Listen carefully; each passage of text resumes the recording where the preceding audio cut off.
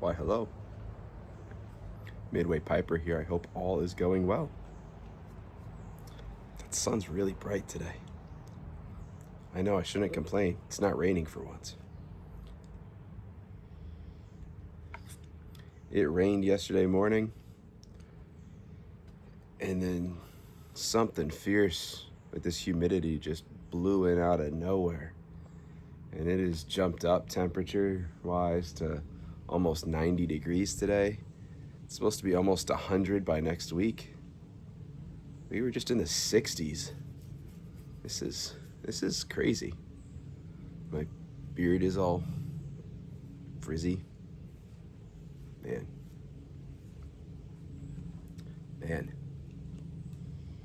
Anyways, welcome to a new episode of Pipes and Books.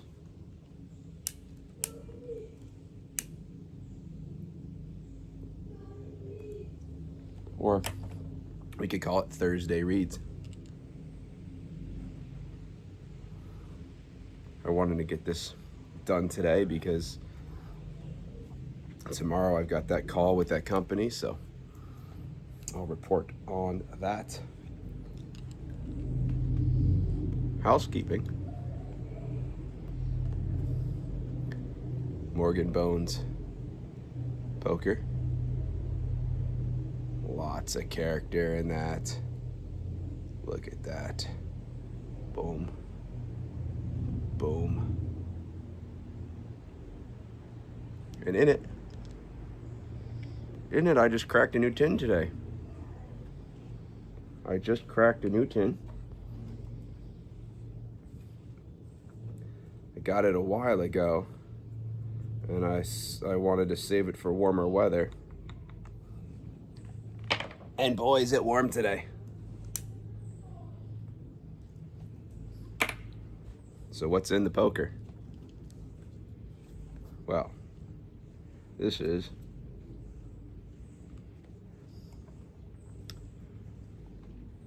Peterson Deluxe Mixture. That's what's in here today. In the bones. Dun dun dun. Dun dun dun.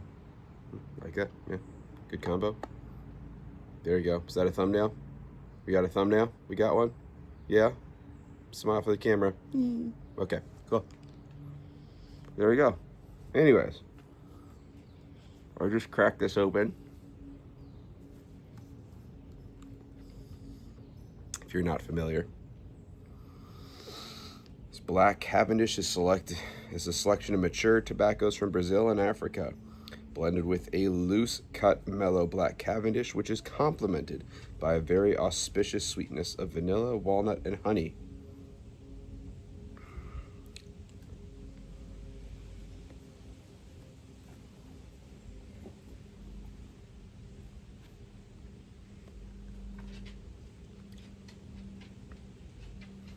I don't really know that I get any of that from it.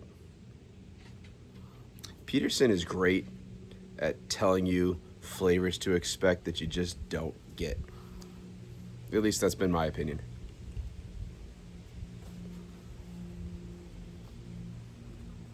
I got several. I ordered them. Was it the Sweet Killarney? Supposed to have like a caramel flavoring to it. I don't get it. I mean, they're not bad tobaccos, but I have expectations when you describe things in a certain way, and I am not getting them. Again, not a bad smoke at all. Right.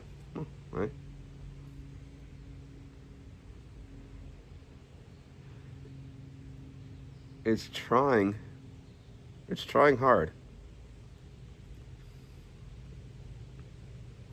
Okay. It's trying really hard to be something like Sutliff Z88 walnut, maple walnut. It's trying. I'll let you know as it continues to burn down. There's definitely some sweetness to it. I would not call it honey, though. I would not call it honey.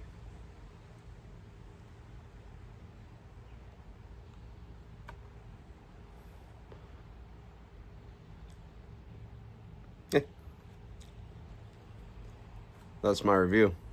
Eh. Okay. Moving on. I have not had much of a chance to do too much reading this week. Yesterday, I got to work around 11:30.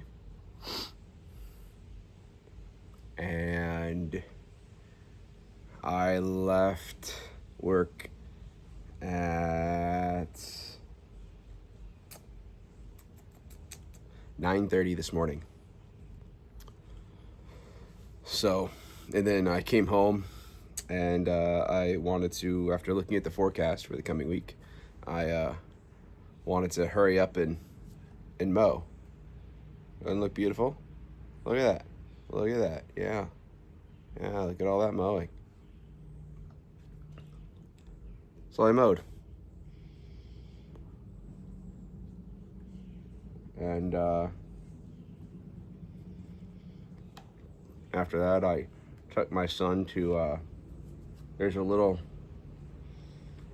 holy hell, hot. This is burning really freaking hot. I took my son, there's a local ice cream shop and ice cream and candy shop. And he likes to get gummies from there, and I felt like a milkshake after I mowed. So we went and we got said items. So let's get into the books. Like I said, I haven't had time to read much this week. I'm still reading this one, Nobody Home, Essays by Gary Snyder. It's an interview kind of deal, series of interviews. I am that far into the book.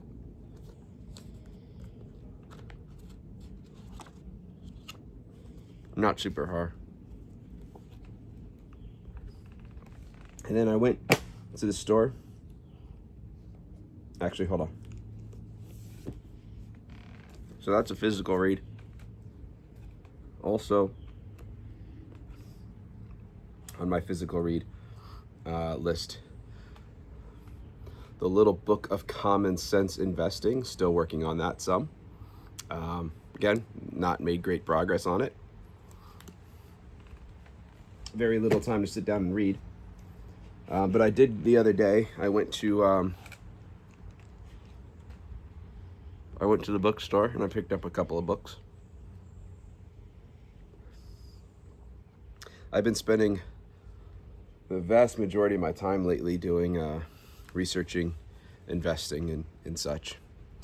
I figure when I'm interested in something, I become obsessive over it. And if my interest right now is in investing, I should do the research now and get things set up in case I lose the interest down the road.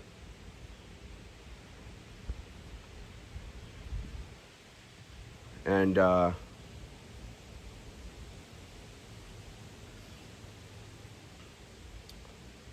that way I at least have things set up and I'm making money while I don't care.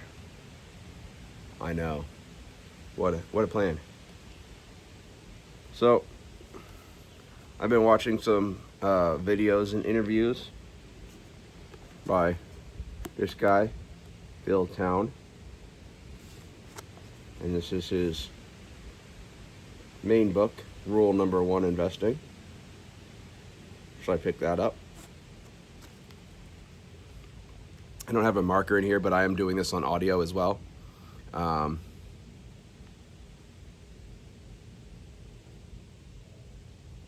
course. So that. And 2 other books I picked up when I was at the store.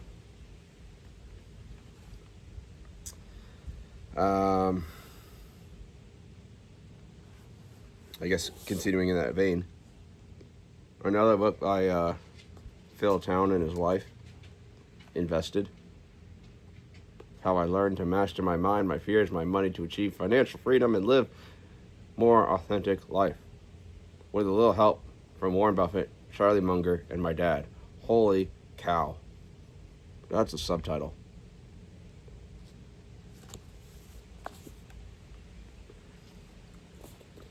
So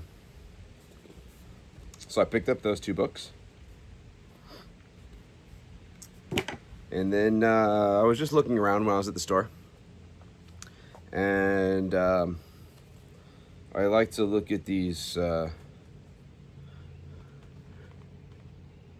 New York Book Review classics.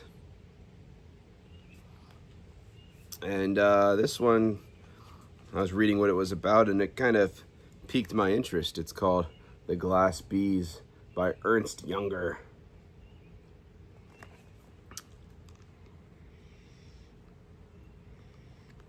In The Glass Bees, the celebrated German writer Ernst Junger presents a disconcerting vision of the future.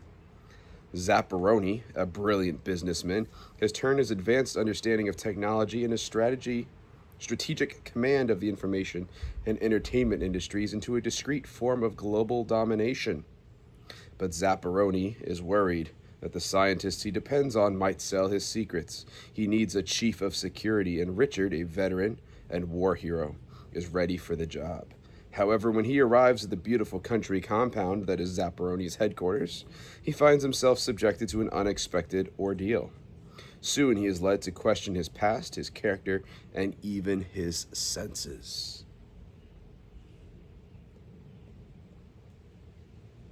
Yeah, it sounded interesting. Bug. So that is The Glass Bees by Ernst Junger.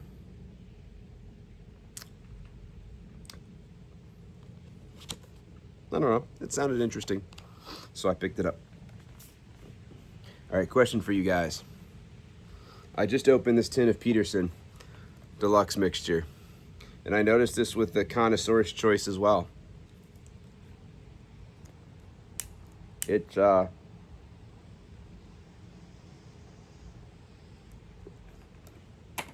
seems drier than I would have expected straight out of a sealed tin. They both did. Is that generally the moisture level of Peterson blends?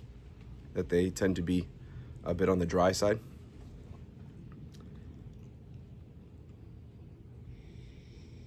I don't know how you tell the age on this tin, but the Connoisseur's Choice was excessively dry as well.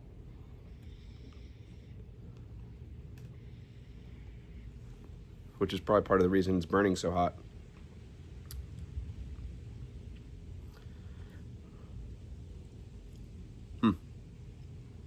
I don't know. Anyways, that's it. Nothing crazy on the book front this week. I've been spending a lot of my listening time instead of the audiobooks. I've been listening to dividend investing channels on YouTube. The several times mentioned Ryan Williams, Ari Gutman, Dividendology.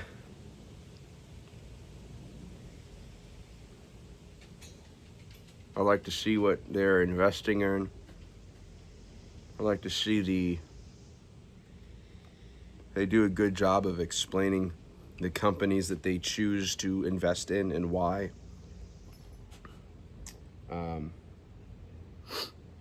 So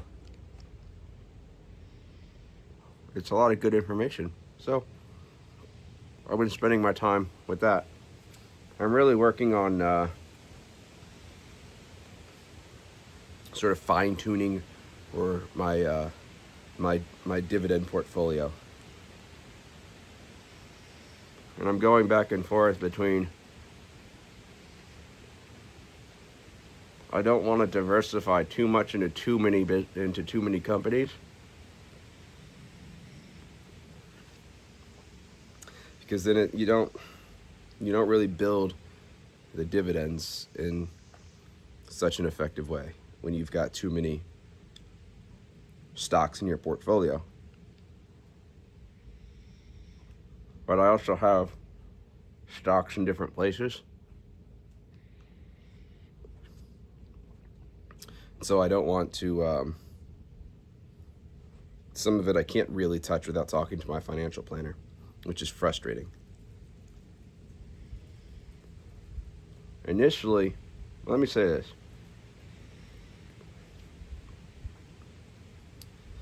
The financial planner that I use,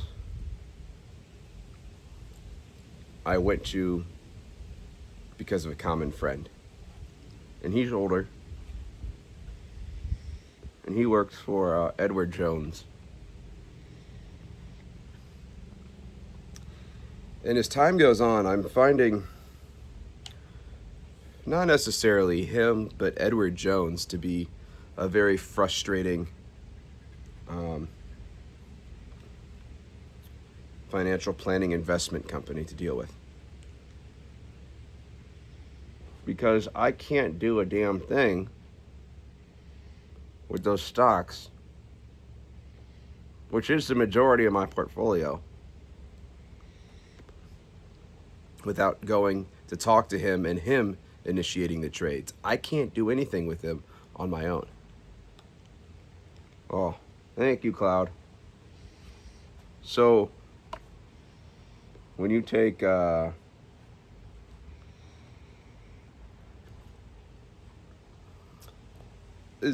comparisons, shall we say, like Fidelity and Schwab, you can get the same financial planning services out of them,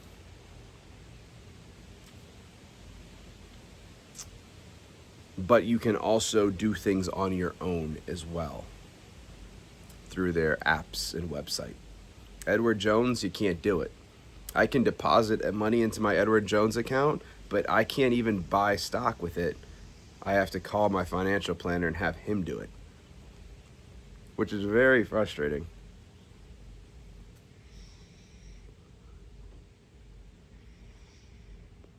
And initially when we opened these accounts, my son's account, for instance,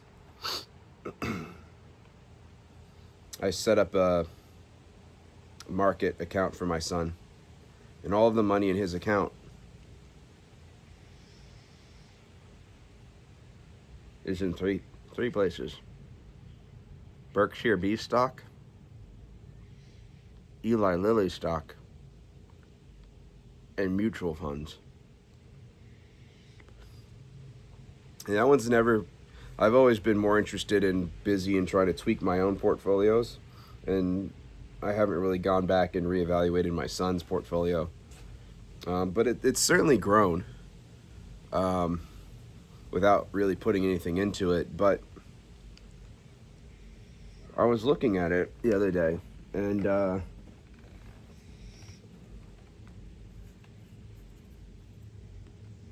most of the growth has been because of Warren Buffett. Berkshire B.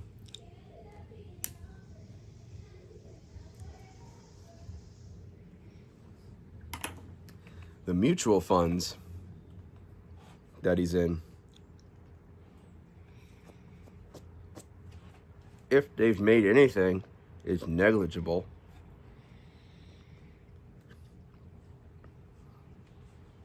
And about half of them they've lost.